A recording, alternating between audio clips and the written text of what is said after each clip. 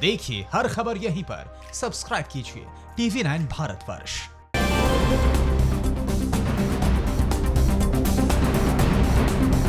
लद्दाख में LAC से पीछे हटने से चीन आनाकानी कर रहा है, लेकिन कल करीब 11 घंटे तक चली बातचीत में भारत ने चीन को दो टूक कह दिया है कि उसे पीछे हटना ही होगा।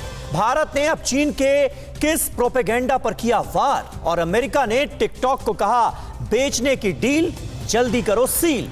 भारत चीन टकराव की सभी बड़ी खबरें देखते हैं न्यूज़ टॉप 9 भारत चीन टकराव में। चीन के चुशुल के मोल्डो इलाके में LAC पर तनाव कम करने के लिए चीन और भारत के बीच 5वीं बार कोर कमांडर स्तर की बैठक हुई। बताया जा रहा है कि 11 घंटे तक चली बातचीत के दौरान भारत ने पैंगोंग सहित टकराव वाले अन्य क्षेत्रों से जल्द चीनी सैनिकों को पूरी तरह से वापसी के लिए दबाव बनाया। भारत ने साफ कर दिया है कि ड्रैगन आर्मी फौरन पीछे हटे।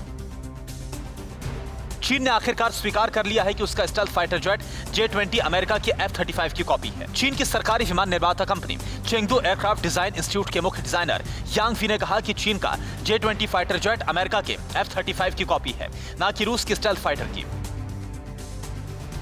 एक और जहां चीन बातचीत के टेबल पर शांति और स्थिरता की बात कर रहा है, तो वहीं दूसरी ओर चीनी सेना सीमा के पास ही अपनी ताकत बढ़ाती जा रही है। इस बात का खुलासा इन तस्वीरों से हो रही है। तय है कि सीमा पर चीन की PLA की एयरफोर्स काशगर एयरपोर्ट पर तैनात है। एयरबेस पर रणनीतिक बॉम्बर और दूसरे एसेट भी तैनात हैं।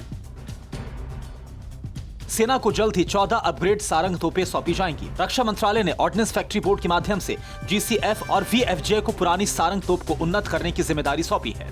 करीब 1 साल से तोपों को अपग्रेड करने का काम चल रहा है। इस महीने के अंत तक 14 अपग्रेड सारंग तोपों की पहली खेप सैन्य प्रशासन को सौंपी जा सकती है।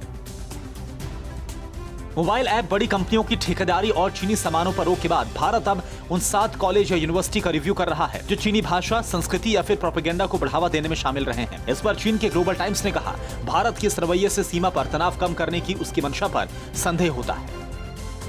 चीन के खिलाफ कनाडा में विरोध प्रदर्शन की आवाज तेज हो गई है। टोरंटो के बाद मॉन्ट्रियल में चीन की सेनाजोरी के खिलाफ भारत समेत कई देशों के लोगों ने नारेबाजी की। प्रदर्शन में शामिल Bharat, Iran, Vietnam, Tibet, Taiwan के लोगों ने चीन के सामानों के बहिष्कार की अपील की। लोगों ने चीन को हांगकांग की जमीन भी छोड़ने को कहा। साउथ चाइना सी में अमेरिका की मौजूदगी से चीन डर चुका है। चीन के सरकारी अखबार ग्लोबल टाइम्स के मुताबिक साउथ चाइना सी में अमेरिका के लड़ाकू विमान और युद्धपोतों की मौजूदगी काफी बढ़ी है। साउथ चाइना सी में अमेरिकी टोही विमान भेज रहा है, जिससे साफ पता चलता है कि अमेरिका वहां पर जानबूझकर उकसावे वाली कार्रवाई कर रहा है।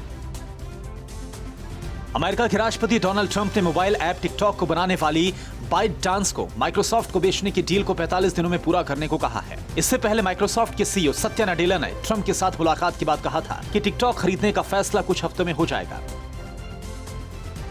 अमेरिका के विदेश मंत्री माइक पॉम्पियो ने चीन की सॉफ्टवेयर कंपनियों पर गंभीर आरोप लगाए। पॉम्पियो ने कहा कि चीनी कंपनियां सीधे सरकार को डेटा देती हैं। सॉफ्टवेयर कंपनियां चीनी कम्युनिस्ट पार्टी के लिए काम करती हैं और अमेरिका में चीन की ऐसी कई सारी कंपनियों की मौजूदगी है। अड़ी सोमवार से शुक्रवार शाम 6 बजे सिर्फ TV9 भारतवर्ष पर।